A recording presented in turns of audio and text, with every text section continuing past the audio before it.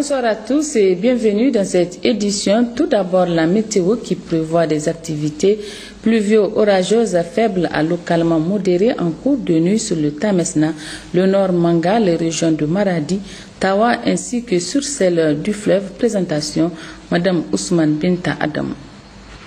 Bonsoir. La situation météorologique est marquée ce matin par la présence d'une bonne couverture nuageuse sur la bande sud du pays. Cet après-midi, des formations pluvio-orageuses ont fait leur apparition sur certaines localités de notre pays. Ainsi, sur l'image satellitaire de 19h locale, on observe des cellules pluvio-orageuses localisées sur les Dandi, le sud Aïr et les Kawa. Hors de nos frontières, on note la présence de quelques cellules pluvio-orageuses sur le nord Nigeria. L'évolution de cette situation nous amène à prévoir en première partie de nuit des activités pluvio-orageuses faibles à modérées sur la région de Maradi, le Tamesna et le nord Manga. Toujours en cours de nuit, des activités pluvio-orageuses sont également attendues en deuxième partie de nuit, début matinée, sur le centre et le sud des régions du fleuve et l'Ader. Pour la matinée de demain, c'est une bonne couverture nuageuse qui sera observée sur toute la bande sud du pays avec des tendances pluvio-orageuses sur le centre et le sud des régions du fleuve. Chers téléspectateurs, c'est tout pour cette page météo. Au revoir et à demain, Inch'Allah. Voilà, le Premier ministre chef du gouvernement Brigitte Raffini a reçu cet après-midi en audience la ministre sud-africaine des Affaires étrangères, de la coopération et des relations internationales. La coopération entre les deux États était au centre de l'entretien qui s'est déroulé en présence de la ministre nigérienne des Affaires étrangères, Meite Nkwana Mashabani, à sa sortie d'audience. We have just had a very fruitful day. Nous venons juste d'avoir une très bonne journée de travail. For the past 2 days, as per the invitation, les 2 jours là, j'ai accepté l'invitation of my counterpart, the Honorable Minister Assetou. Mon homologue, et nous la remercions d'avoir organisé cette rencontre avec le Premier ministre du Niger. Of our meeting, donc l'agenda en fait de notre réunion ou notre visite,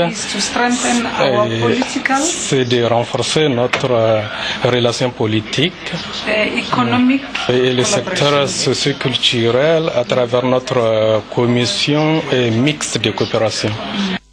Et donc nous avons parlé sur les programmes très probants que nous avons déjà identifiés. Les accords et la mise en œuvre de tous les accords signés.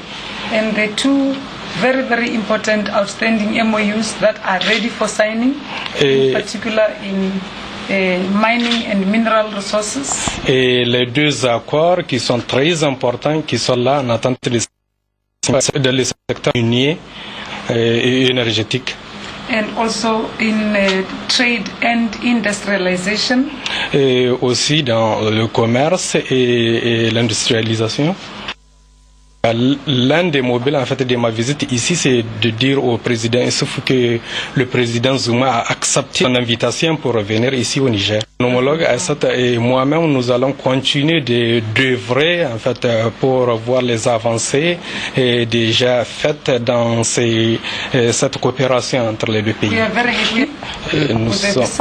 Nous sommes très heureux de cette visite.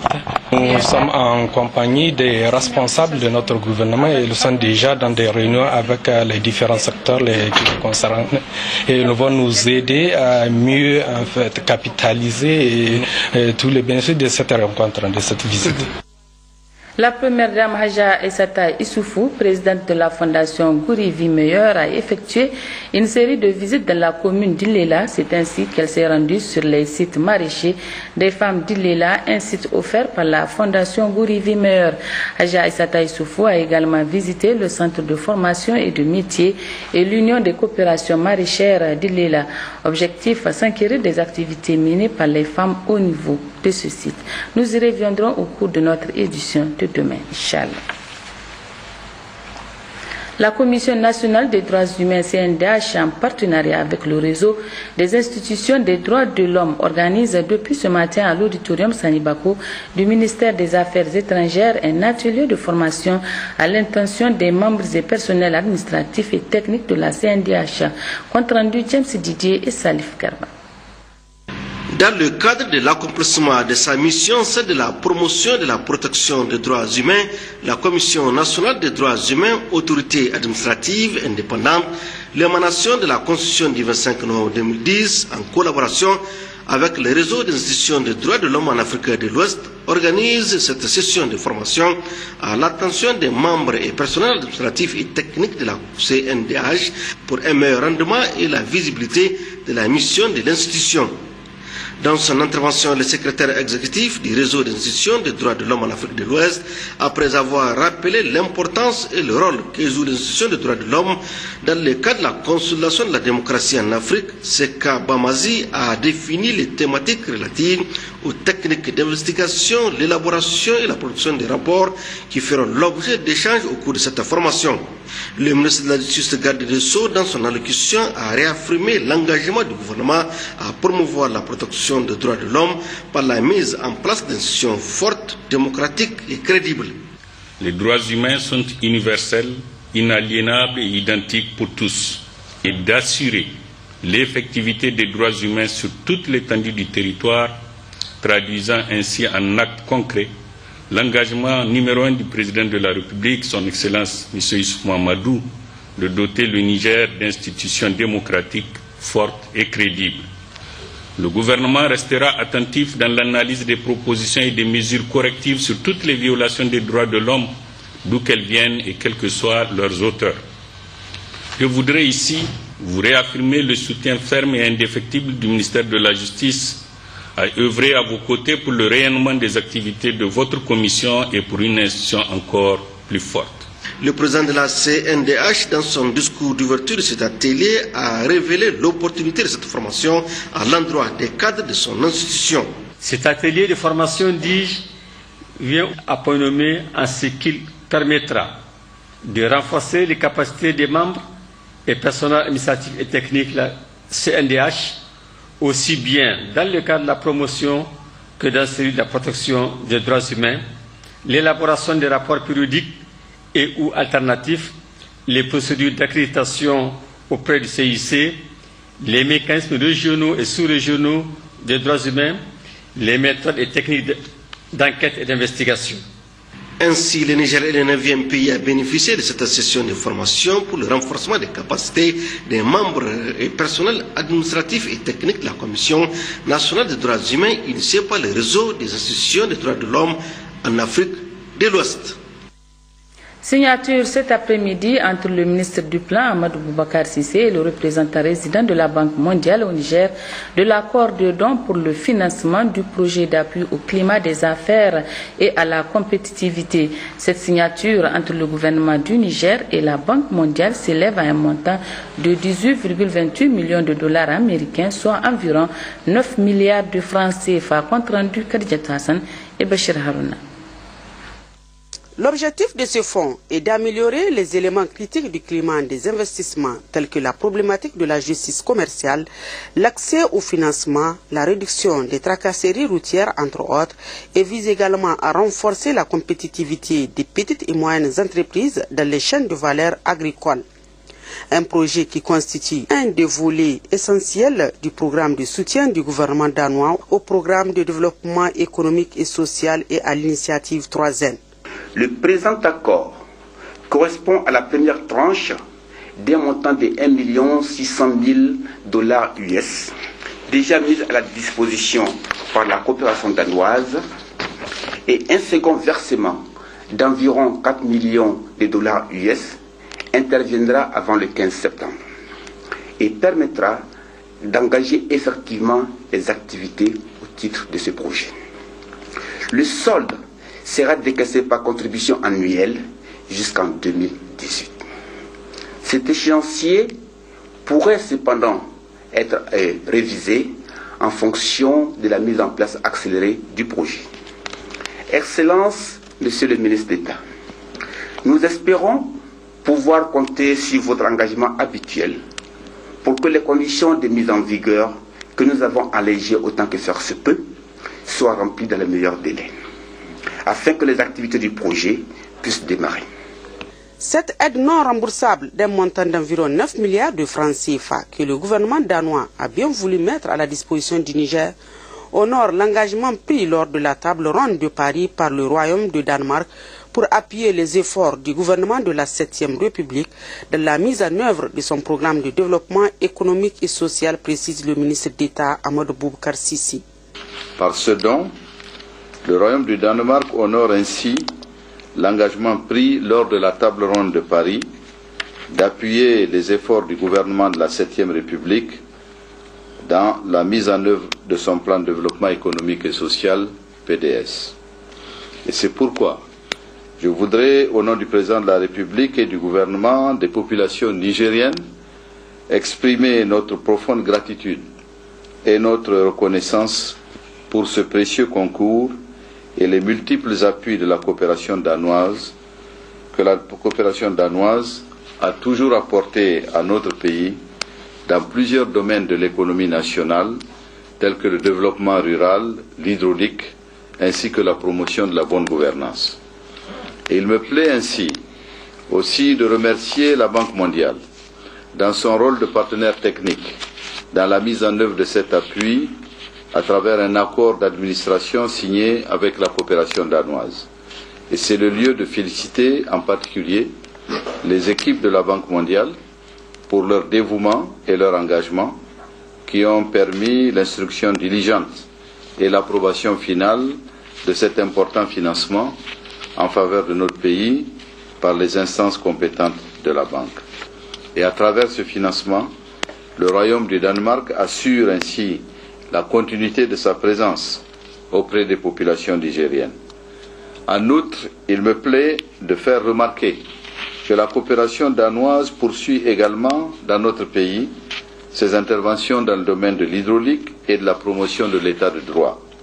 Et c'est le lieu de souligner l'importance pour le Niger de la coopération entre nos deux pays que nous appelons de tous nos vœux pour son renforcement.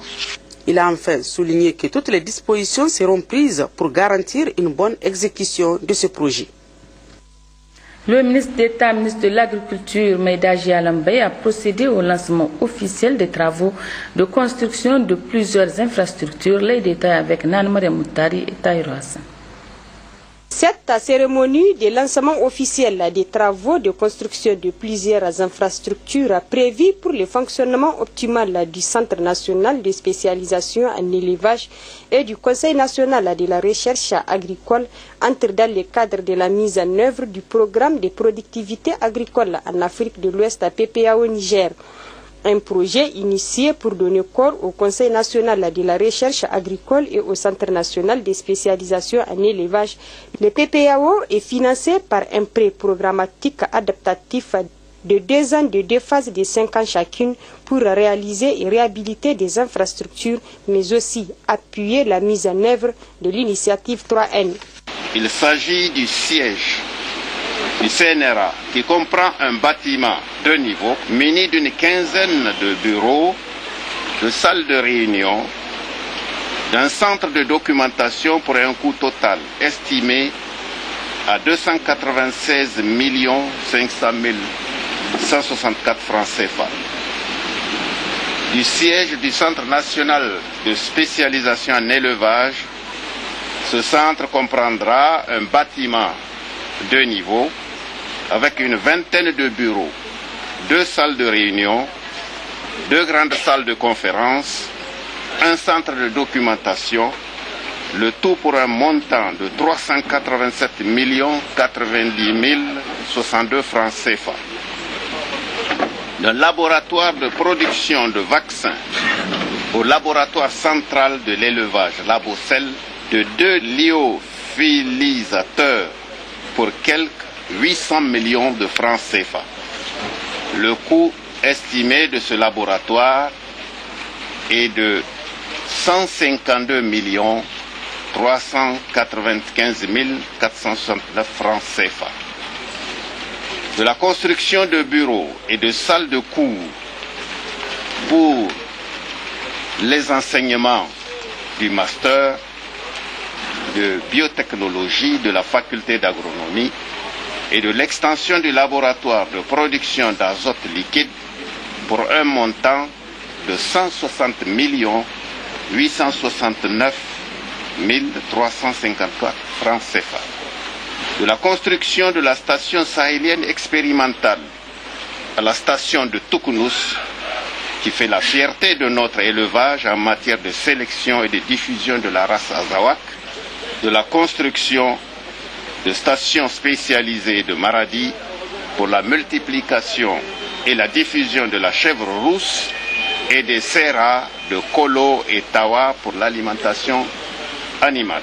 Le projet de construction des centres nationaux de spécialisation en élevage et le projet de réhabilitation et d'extension des stations de recherche et laboratoires de la Bruxelles et de la construction et réhabilitation des laboratoires de la faculté d'agronomie de l'université Abdou Moumouni de Niamey, les travaux sont confiés à l'entreprise Tanko.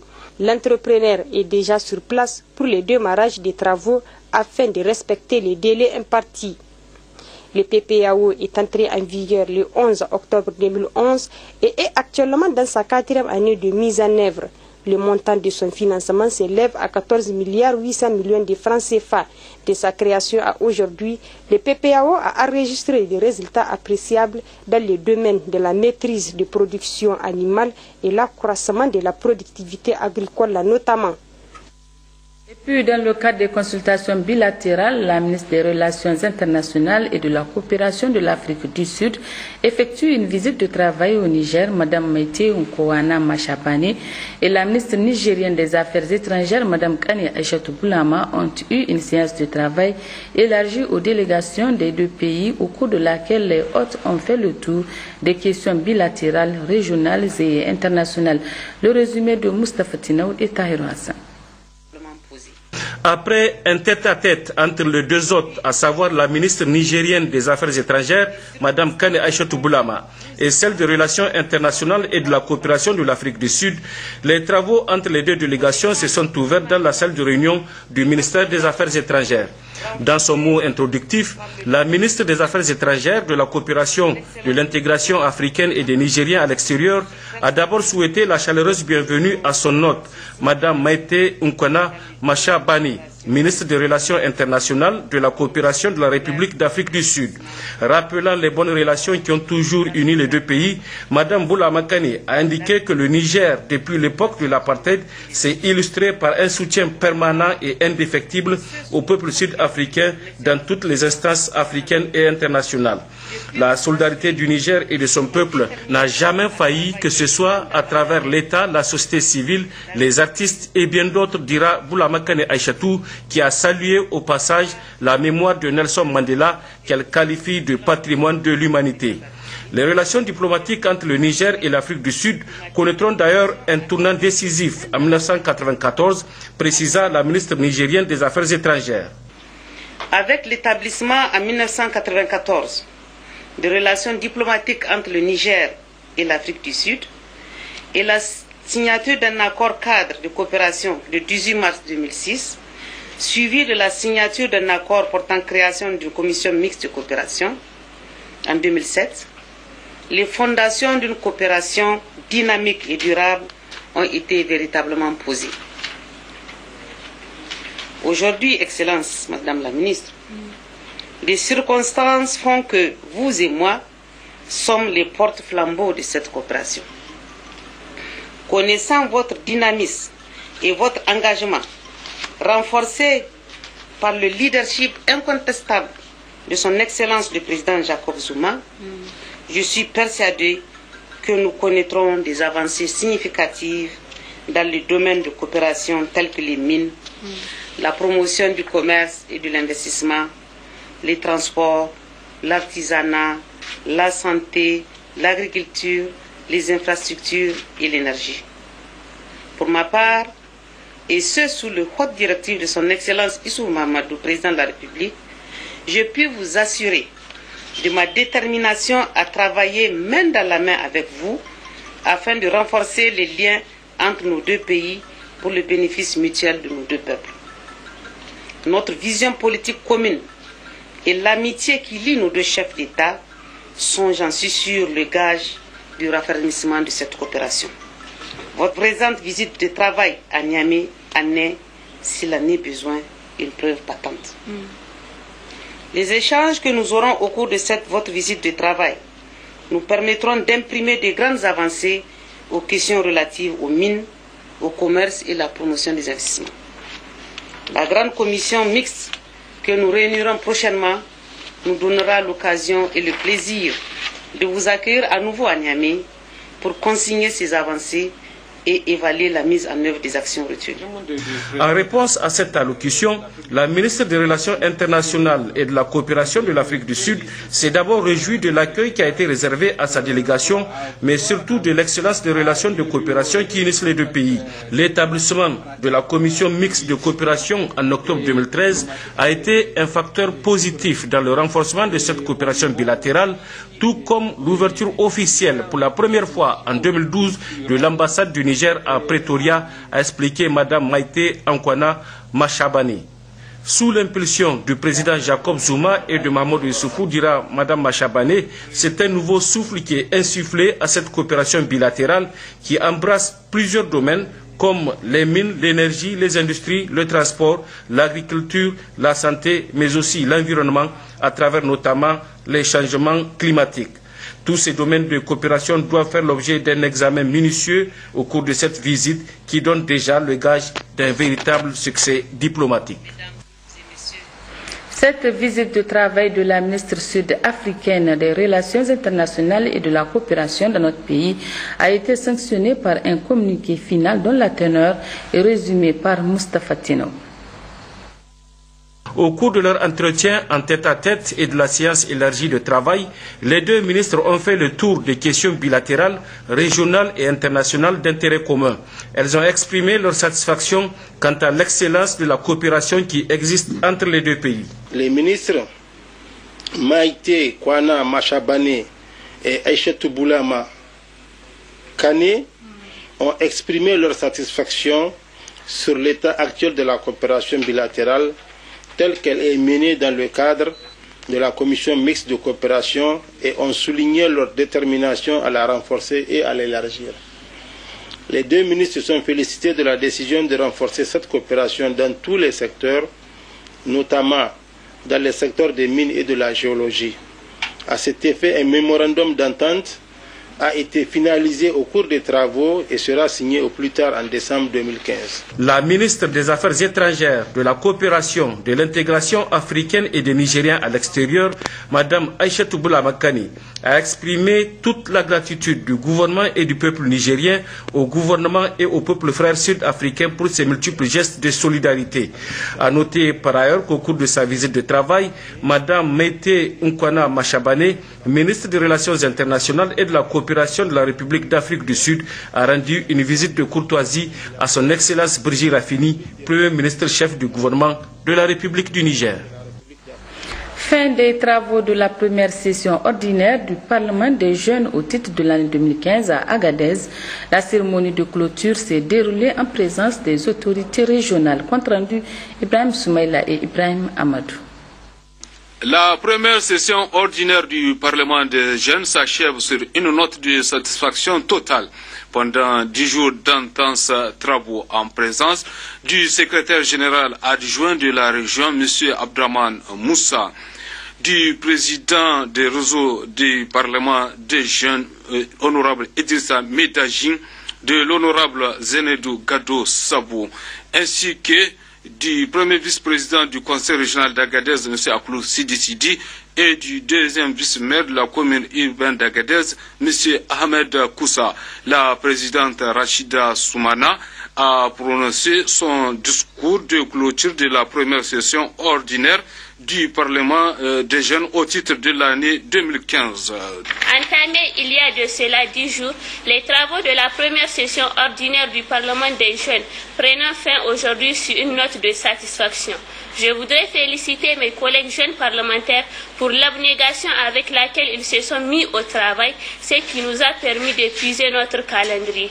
Permettez-moi à cet instant précis de rappeler à mes collègues que cette entreprise, la formation de l'homme de demain dont nous sommes ainsi les bénéficiaires, vise plusieurs objectifs qui sont entre autres informer et sensibiliser les enfants, les parents, les pouvoirs publics et la société civile sur les droits des enfants, permettre l'éveil des jeunes aux valeurs de la paix, de la tolérance en développant leur sens de responsabilité.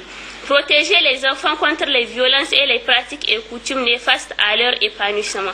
Impliquer les jeunes dans la mise en œuvre de la Convention relative aux droits de l'enfant. Les thèmes inscrits au programme, la participation active au débat ainsi que les questions les unes plus pertinentes que les autres que vous avez bien voulu poser constituent un indicateur de l'atteinte de ces objectifs. Mon jugement personnel est que ces objectifs sont atteints de manière satisfaisante. Ceux qui croient à la philosophie qui consiste à léguer aux plus jeunes les valeurs qui fondent une société éprise de paix, de tolérance, de sens des responsabilités ainsi que le respect des valeurs de droit et de la démocratie se sont mobilisés pendant les 2 ans qu'a duré notre mandat pour répondre à nos aspirations légitimes à l'information et à la formation. Vous en êtes témoins. Honorables députés, distingués invités, ce n'est que justice rendue si j'exprime toute notre reconnaissance à leur endroit. L'Assemblée nationale, pour avoir initié et pérennisé l'institution Parlement des jeunes, le réseau parlementaire qui a la charge de la question quotidienne du Parlement des jeunes, le personnel de l'Assemblée nationale pour le dévouement avec lequel il nous a toujours assistés, les tantis, celles qui ont toujours bravé distance et intempéries afin d'être nos premières conseillères loin de nos familles respectives, les institutions nationales, les organisations internationales, les structures de la société civile, les autorités nationales, régionales, administratives et coutumières qui ont voulu, chacune en sa capacité, apporter sa pierre à l'édifice.